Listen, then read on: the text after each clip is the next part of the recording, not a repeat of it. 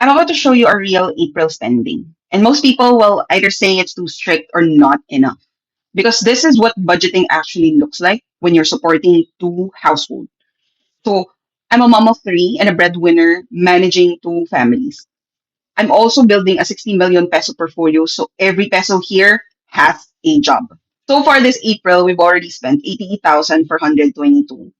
We're going to church later, so I'm adding 2,000 pesos on that, so that's already 90,422.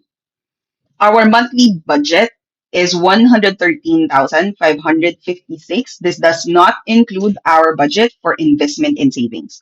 For the next 4 days, from April 27th to 30, I am budgeting 6,000 pesos, 4,000 of which goes to our daily food budget, and then the 2,000 will be spent on my visa appointment on Monday.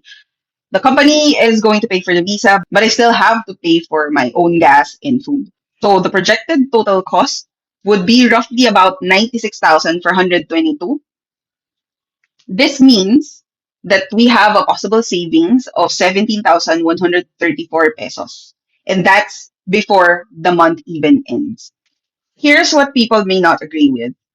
1,000 pesos a day for a family. Some will say that's too tight. Some will say that's too loose. But the goal isn't perfection, it's control. We don't guess our spending, we already planned meals. Simple food, predictable costs. We even limit beef, not just because it's expensive, but because it uses more LPG. That's a hidden cost most people ignore. And no, we don't always spend the full 1,000 pesos per day. That's intentional.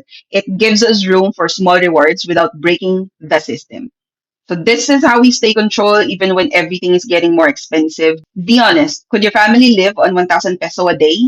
Yes or no? Feel free to comment your budget and then follow me for the real numbers next week. That's the update for the day, group mates. See you on the next one.